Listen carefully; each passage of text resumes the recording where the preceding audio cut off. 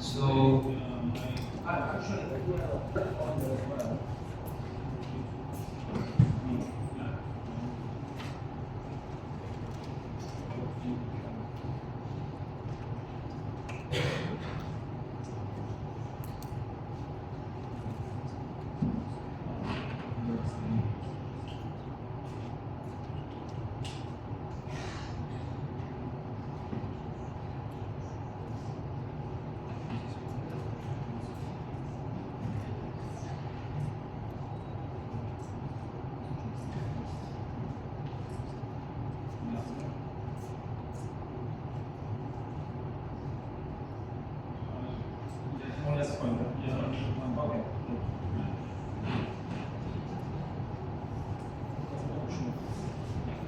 Okay, so our next speaker is Gia Dvali, and actually also Gia has started this career with hedge physics, but recently is also touching some topic in wave system as well, and trying to understand the concept of entropy at a more fundamental level, especially how saturated system, and Gia will tell us what saturated system is, how they behave and how important they can be in terms of storing information and so on. In particular, how important they can be to understand black hole physics at a more different level. So let's hear. Yes, thank you very much. Yeah, I would like to thank organizers for inviting to this fantastic place.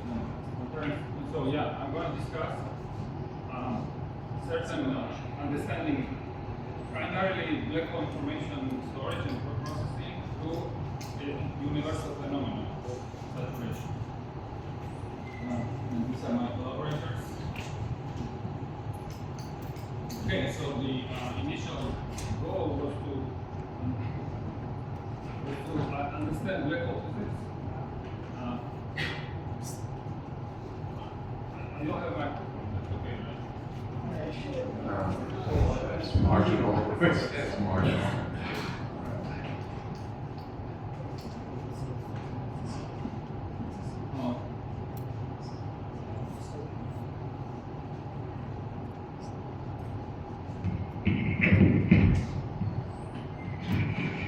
Okay, great.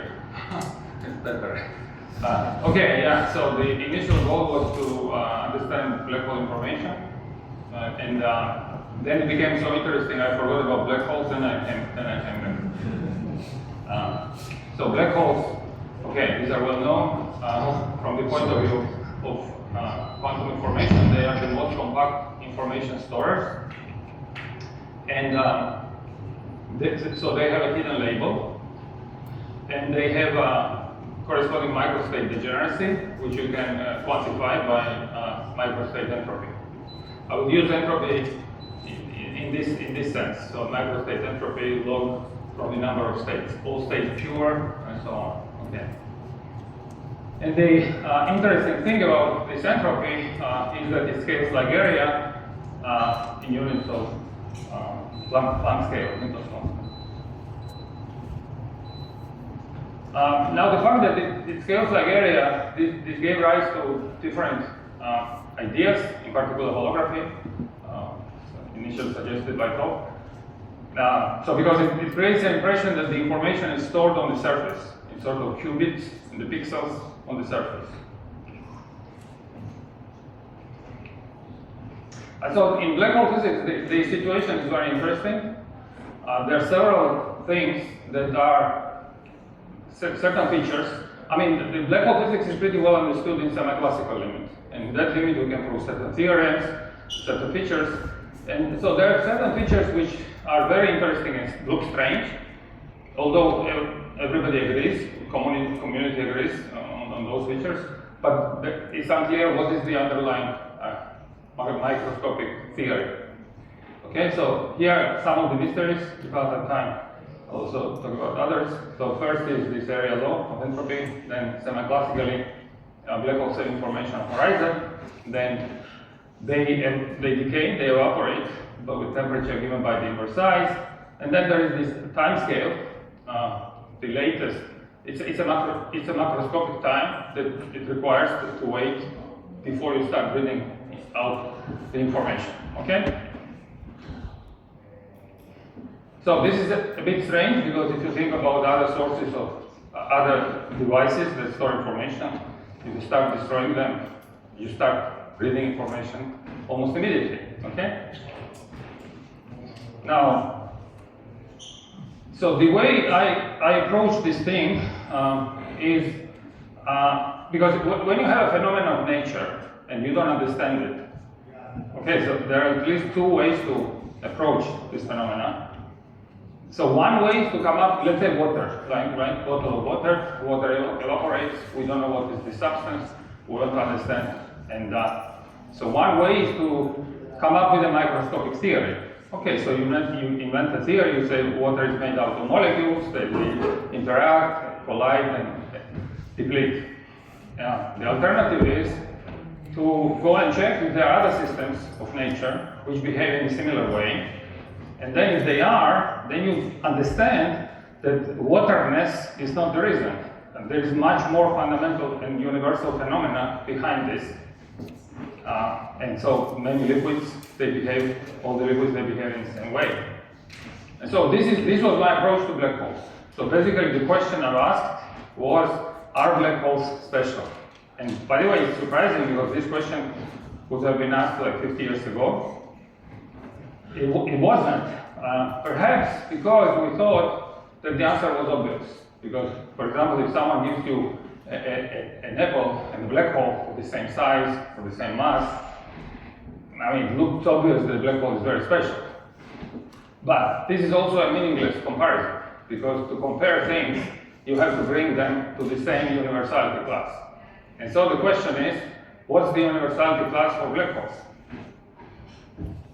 And my idea was that the universality class should be understood in the following way. So consider a system, quantum field theory. So I will stay within quantum field theory, not necessarily gravitational. Actually, non-gravitational systems in this sense are more interesting. For example, renormalizable quantum field theory could be quantum electrodynamics, QCD, whatever. And you can ask the following question. Now, quantum field theory is defined by two main ingredients. So these are degrees of freedom, okay, and the rules of the game. So the rules of the game are given by the couplings. Dimensionless coupling, let me call it alpha. And then you can ask this question. Suppose you have this quantum field theory, and you have an object in this theory. Okay, for example, this table, or a neutron star, or whatever. And you can ask this question. What's the maximum microstate degeneracy that this object can have, compatible with the given description, quantum field theoretic description? And it turns out that there is a bound, and this bound you can write in two equivalent ways. First, this is the inverse coupling. I will explain coupling for what. Actually, it's an inverse coupling of the Goldstone boson of spontaneously broken Poincare symmetry. And the second form is more striking. Its area in units of this scale of spontaneous breaking of Poincare symmetry. Now, this is a universal bound. Okay, you can never give microstate degeneracy to any object exceeding this bound.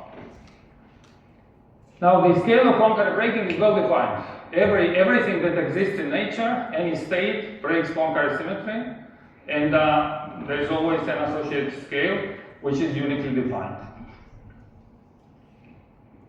Now, why area? Actually, the reason why area is because there is this following universal phenomena. If you have a goldstone in any number of dimensions, the goldstone at scale R, the inverse coupling of the goldstone, is given by the area in units of the goldstone coupling, of the scale of symmetry breaking, or the parameter. Period. This is a universal property of the goldstone. That's from where the area comes. Okay? Now, this is really very interesting because, as I said, goldstones are universal. For example, air in this room breaks spontaneously Poincare symmetry. Actually, my student corrected me that this is mostly Lorentz. And so there are associated goldstone bosons like sound waves and so on. So there is this bound, and the objects that saturate this bound are very interesting. I call them saturals. By now we have this long list of saturated objects, and the interesting thing is that they all behave like black holes. Okay. Now let me give you some glimpses of where this bound is coming from. So it turns out that there is this universal bound on so-called, I call them memory modes. So if you have a system and you have certain modes in which you store information, then there is this bound on the number of those species, okay, of those modes. And their number cannot exceed the inverse of their coupling. Above the critical value, the theory changes the regime. You can think of this in terms of Toft coupling. Toft introduced this coupling for large N QCD. And whenever Toft coupling becomes strong, that's one particular example of those modes. You can think of those modes as color. The theory has to change the regime. You can see this also from the breakdown of expansion, loop expansion, but that's not a fictitious breakdown. In particular, also multi-particle amplitudes at the point of optimal truncation, so-called optimal truncation, they saturate unitarity. So the saturons start to saturate unitarity in the theory. There is an analogous bound in gravity, the bound of species. Actually, it comes from a black hole, because for gravity, every color for gravity is simply the particle species. Okay, since gravity interacts universally, so this is universal. And so there is a universal bound on the number of particle species, because there is a gravitation, and between gravitation, there is a relation between gravitational cutoffs of strong scale of quantum gravity and number of species. Okay, so now, first of all, we can immediately see that this famous Bekenstein-Hawking entropy is a particular case of this formula. Okay, we never thought in that way. I don't know why. I think we should. Because think in the following way: suppose you have a black hole, okay, and you are an asymptotic observer, and you see that this object breaks Poincare symmetry. And so the order parameter of Poincare symmetry breaking is the expectation value of the graviton field, okay. And this expectation value for a black hole is maximum. It's the Planck scale. Okay, so it reaches the Planck scale. So it's very interesting that actually black holes are the only objects in nature that break Poincare symmetry at the Planck scale. We could define actually black holes in that way. No other object, no matter how massive, how heavy, whatever, breaks Poincare symmetry at the Planck scale. For example, neutron star, solar, whatever. Only black holes. No matter how small, every black hole breaks Poincare symmetry at the Planck scale. So this is essentially you can define black holes in this way. And it turns out that these saturated objects, they share all those mysterious properties with black holes. Okay? Of course, their entropy is like area.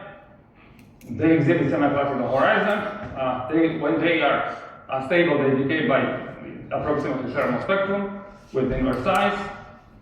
Also, the time scale for the information, start of information retrieval, the absolute bound. It is just a bound. Actually, it turns out it can start much earlier.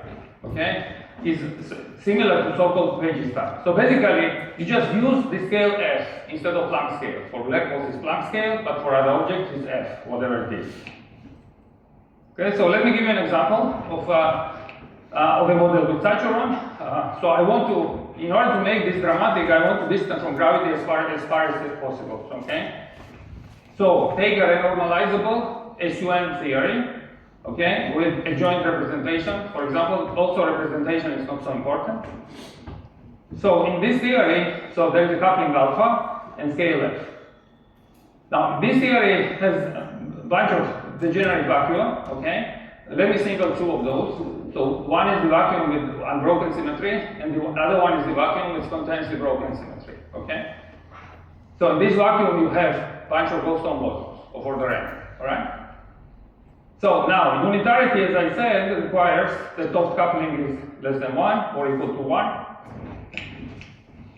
Now let me take objects, so the vacuum bubbles. Okay, so let's say you are an asymptotic observer. So I'm an asymptotic observer, I form a bubble of the broken symmetry vacuum. Okay? So this is profile of the bubble. Now, in the interior of the bubble, there are n Goldstone bosons, couplets. So therefore, bubble is an object of enhanced capacity of information storage because it supports bunch of couplets modes. Those do not exist in the vacuum, asymptotic vacuum.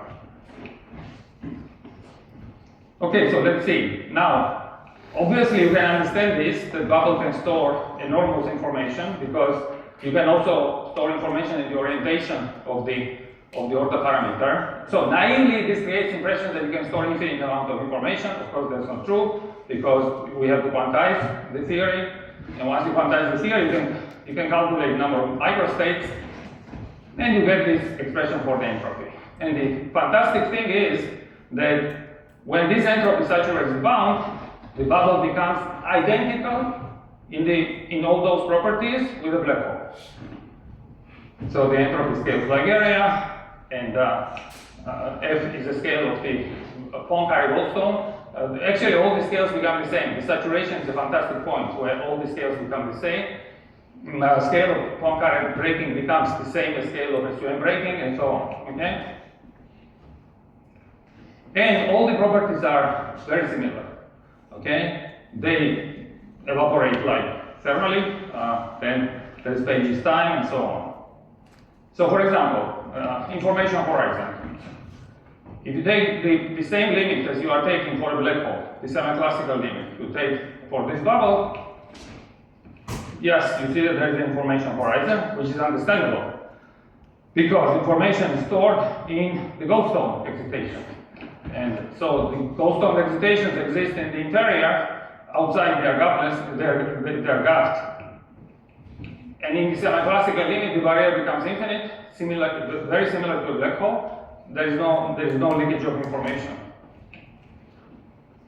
Now, actually, the evaporation of these objects you can calculate in large N in field theory. By the way, they are even exactly soluble models. Because actually, these models are nice because they are soluble in large N.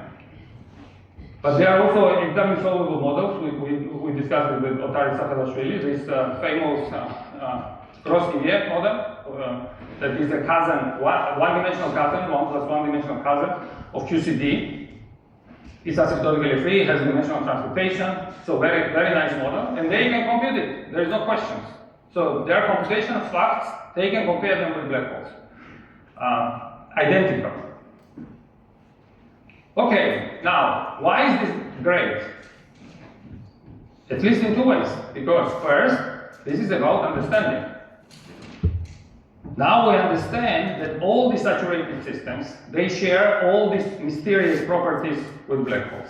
Of course, you can say this is an accident.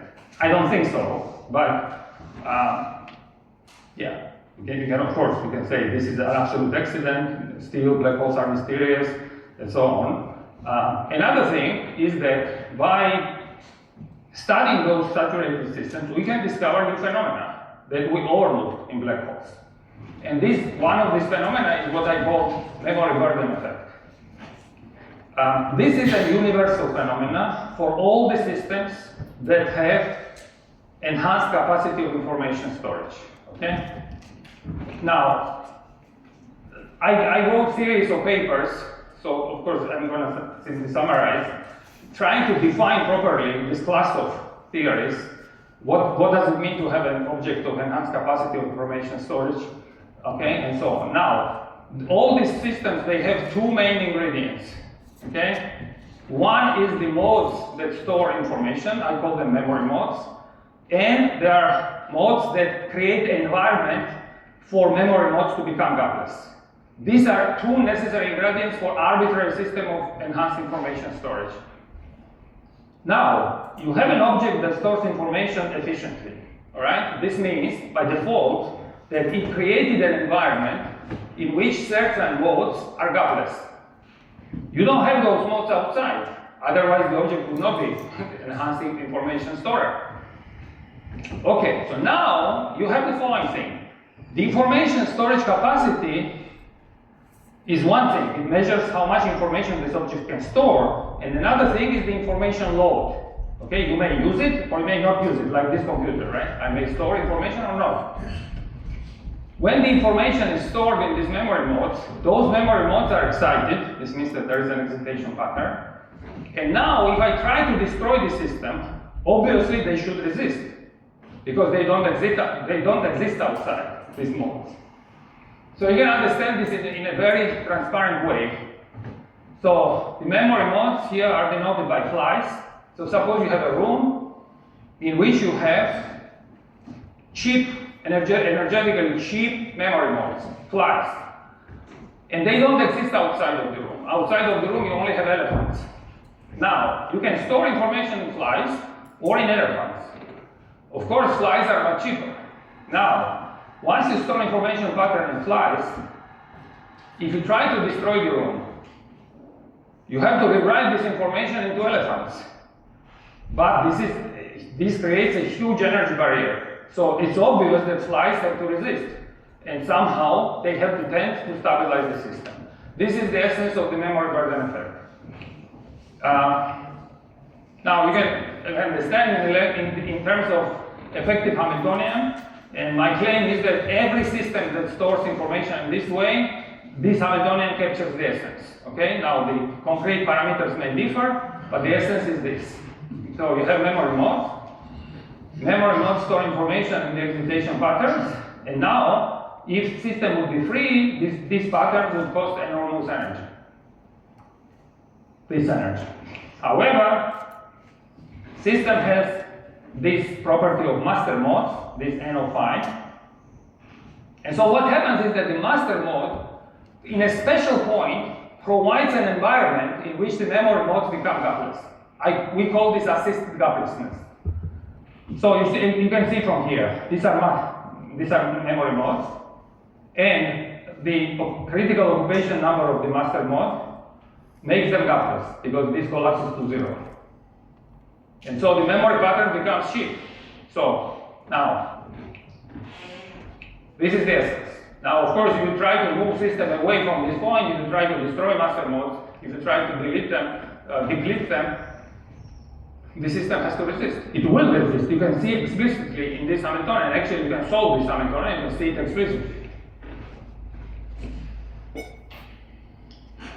So, for example, let me illustrate this example of this bubble. Now, the bubble that I gave you, they are the memory modes were Goldstone modes, right? So they existed inside the bubble. Outside of the bubble, there were no Goldstone modes in the vacuum. And so now I can compare two bubbles.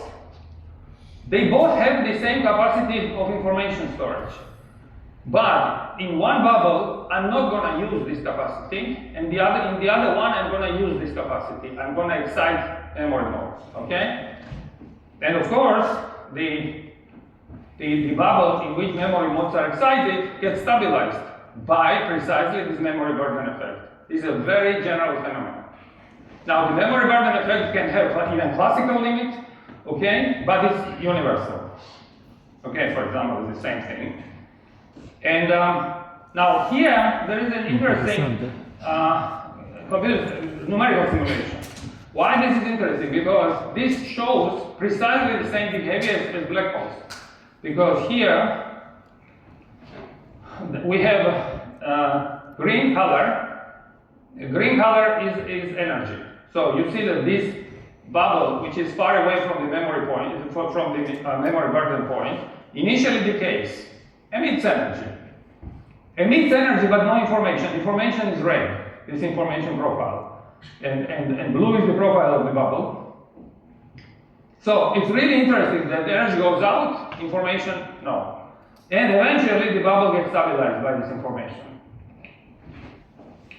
Yes, the other one is the same thing for the bubble which is spinning, just to make clear that this phenomenon is independent of spin, etc., etc. Okay, now, of course, this phenomena has very interesting implications, obviously, because now, from here until this point, they were facts. So these things are facts, that this saturated system behave in this way, they exhibit memory burden effect, etc. Now, because the memory burden effect is universal, and I cannot simply imagine a Hamiltonian which will avoid this. If you come up with one, please tell me, okay? Therefore, we naturally assume that this should be also satisfied by black holes, because black holes are objects of enhanced capacity of information storage. Now, we have more evidence for that, but let me, in this talk, not go there.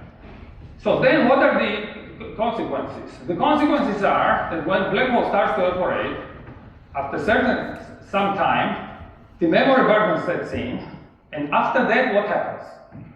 Okay, so there is a possibility, which we cannot exclude at this moment, that the black hole disintegrates by some classical instability. Okay, I don't know, I cannot even imagine how this can happen, but I cannot exclude it. Okay, so it could be that once it's memory burdened, a Lyapunov exponent sets in, and the black hole disintegrates. But putting that aside, the other option is that black hole simply gets stabilized. What does it mean stabilized? It means that the decay slows down. Now, by how much?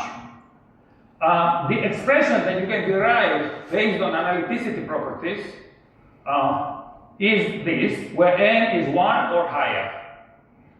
Now, this n depends on the gap function of a black hole, so it depends on that, but it's at least 1 or higher. Now, already 1 is a tremendous slowdown, so this means that there is a first stage of black hole operation, which is sort of behaves approximately like Hawking wave, and then after that it enters the memory burden phase, and then it dramatically slows down. And of course, this has interesting implications for primordial black holes. Unfortunately, I cannot enter in too much details, but previously the primordial black holes lighter than 10 to the 14 grams, they were thought to be gone and not interesting, for example, for dark matter properties. But now that's not the case, and therefore we should take into account this new window of opportunity for primordial black holes, okay? And yes, some work has been done in this direction. For example, also interesting thing about these primordial black holes which are memory burdened is that they can be interesting sources of very high energy cosmic rays. For example, in particular, ice cube neutrinos. Okay, again, this is just a speculation, an idea. For sure, those black holes, they radiate in high energy spectrum, obviously. They radiate more rarely in high energies, okay? So, very interesting in general. Now, how much time do I have? I don't remember when I started. Yeah, no, I have, it tells me 27 minutes. Yeah, then you have, let's say, 8 minutes. 8 minutes, fantastic. Okay, so then, because I have 8 minutes, I can tell you about another interesting connection between black holes and sachurons. So in black holes, we have this relation that black holes, they can have maximal spin, which is expressed in terms of the mass and correspondingly the entropy. So the maximal spin of a black hole is given by the entropy. Now, this we know from semi-classical analysis, because we can solve equations and we see that if we don't want to have naked singularities, this is what should be satisfied. But again, in semi-classical black hole physics, the underlying phenomena is not known. Why? Okay? And so the idea, it turns out that exactly the same relation is for sachurons. But for sachurons, we understand why. So it turns out this is what happens. If you take a sachuron in the, let's say, renormalizable quantity theory, and you try to spin it, okay, the vorticity develops. Close to the when you approach maximal spin, vorticity develops. And after that, vorticity sucks in the energy, and if you want to spin it higher, you have to make mass higher. So increase the entropy. So you cannot just keep the same entropy and just spin it higher. Actually, this also tells you that why, once you approach the maximal spin, the operation, even semi-classical operation, slows down because this topological number. Actually, Luca triggered this idea in one of our conversations. So I don't know if I don't know if I thanked him publicly, but okay, yeah. So in principle, now you can understand this sort of stability of extreme of black holes, but in terms of topological number, okay? So the topological number. Anyway, so this also can have interesting observable consequences. Why? Because the output of the energy may depend on the whether you form vorticity or not. Because here are three regimes. So there is one regime when you don't form vorticity, then all the energy output is very efficient when it goes out. Then there is a second regime when you form vortex and it gets ejected, all right? And then finally, there is third case when the vortex forms and is not ejected, and then you can see that the energy output is very, very small, is negligible. So these is classically detectable effects, for example, in gravitational waves, in mergers. Okay, so these three regimes can be different if indeed this hypothesis is true that the vorticity is behind the spin, maximal spin. Okay, I think I still have 4 minutes, right? Yeah. You know what I mean? Yeah, I have 4 minutes. Yeah. Okay, so let me finally mention briefly the implication of the memory burden for cosmology. Now, another system that has maximum capacity of information storage is the Sitter space. Because in the Sitter we have Gibbons Hawking entropy, which is similar to the Bekenstein-Hawking entropy for a black hole. And so then the question is, what's the manifestation of the memory burden effect for the Sitter? Okay? Now, I cannot enter in details, but I will illustrate one point. It's trying to illustrate memory burden effect explicitly in string theory. So in the attempt to construct the Sitter in string theory. Now, this doesn't assume that string theory is necessarily the version of string theory we know has to describe universe, etc., but it's useful because it makes certain things explicit, okay? Now, this is basically one thing I've been pushing for many years, that in string theory you cannot have the Sitter, because string theory is based on the S matrix formulation, and the Sitter and S matrix are not compatible, okay? So therefore, if you try to have the Sitter in string theory, we should fail. But we should fail in a very interesting way. And let me show you how we fail. Now, first of all, let me remind you this species bound. When we apply it to string theory, the species bound, it tells you that the number of species that you can have in string theory is given by the inverse string coupling. By the way, this immediately reproduces the relation between string coupling and the 10-dimensional Planck mass and the string scale in terms of species bound, okay? So now, suppose I try to construct the Sitter in string theory. So in order to make story simple, let me not compactify, just stay in 10 dimensions in type 2. Now, how can we try to attempt to have the Sitter in string theory? Actually, I know only one direction to go. This was suggested by Henry Tai and myself long ago, because we said in order to have the Sitter, you need objects with negative pressure. And in string theory, there are unique objects with negative pressure. These are D-branes, okay? So D-branes are these very nice generalizations of membranes on which open strings can end. Okay, so thinking this way, you have D-branes, you have open strings, and they nicely vibrate. Now, suppose I want to create the Sitter. What I do? I put a bunch of D-branes and anti-D-branes on top of each other. Okay? So I put, since I'm lazy to compactify, I put space-stealing D-branes, 9 branes in 10 dimensions on top of each other. Okay, now the system is unstable because it has a tachyon which condenses. This means that branes and anti-branes, they want to annihilate each other. But there is a caveat. Since this is how logic goes. I put D-brane and anti-D-brane. I create classical geometry of the Sitter-like. But the Sitter has Gibbons-Hawking temperature. And Gibbons-Hawking temperature should excite strings. And when Gibbons-Hawking temperature excites open strings, they create a memory burden, because our open strings are like memory modes. They create a memory burden which tends to stabilize the tachyon. So the question is, can we push this all the way so that we can stabilize these D-brane and anti-D-branes and get the Sitter in string theory? We must fail. And we fail, but in an extremely interesting way. Why? Because if you push this, you need to have the memory burden effect compensate the tachyon curvature. That happens at the string scale. So in that limit, as a limit, you can see that you have to put sufficient number of branes and anti-branes on top of each other and take the double scaling limit, which is sort of similar to Toff's limit in large QCD, and the curvature of the induced curvature by memory burden, by Gibbons-Hawking temperature, approaches the string scale. So you would stabilize the system, but unfortunately in that limit, or fortunately, actually that's fortunate, in that limit, the curvature becomes stringy. Now, what's the lesson from here?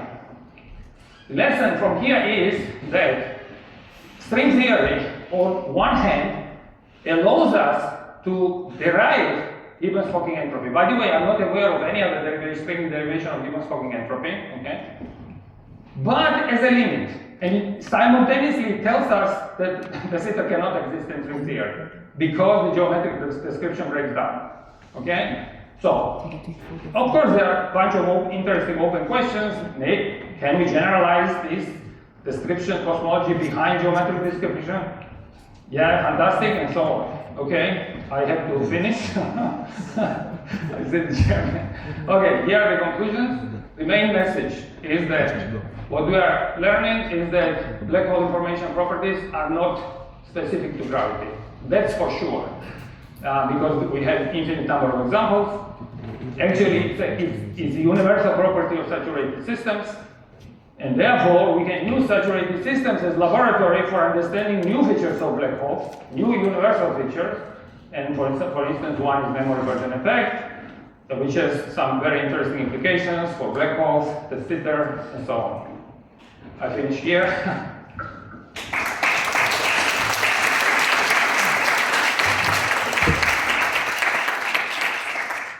Thank you very much, Gia. Just a couple of questions because, again, a bit late. Well, Gia, I know that we disagree with you about the consequences of the memory burden effect for the existence of primordial black holes, because we're finding unless the transition is really instantaneous, if it's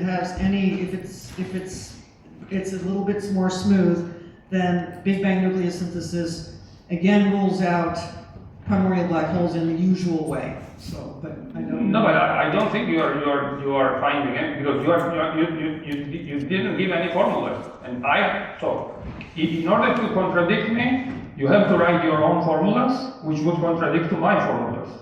We're just saying if the transition is not instantaneous, if it takes. Yeah, this is what we studied.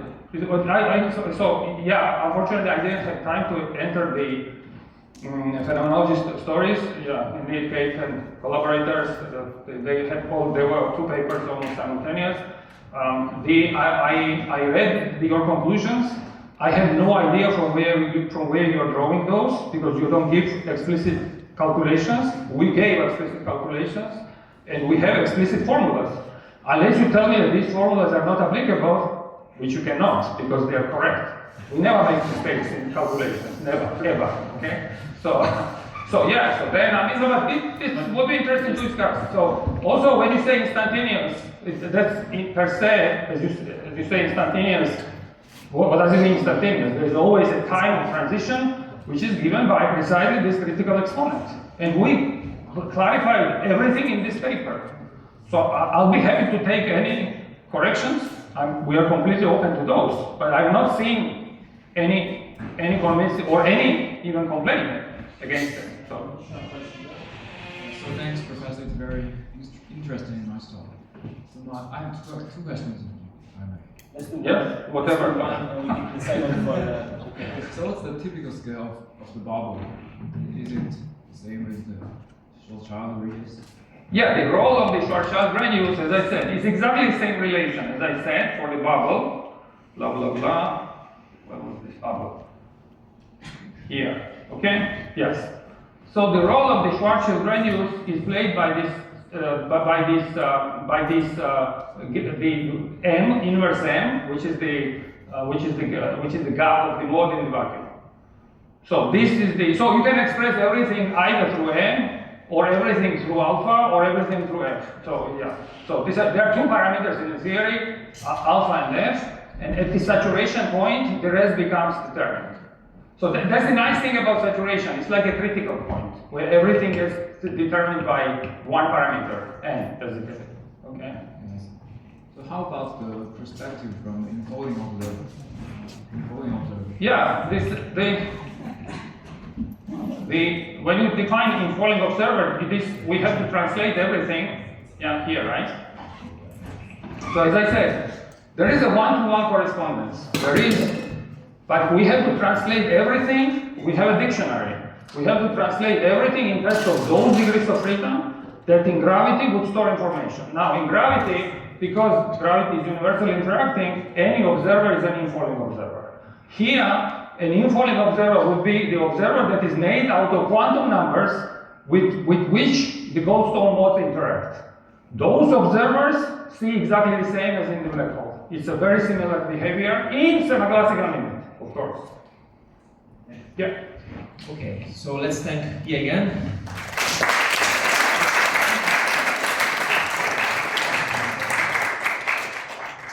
So we are done with the first session of this morning, and we have a coffee break. Again, the coffee break takes place downstairs.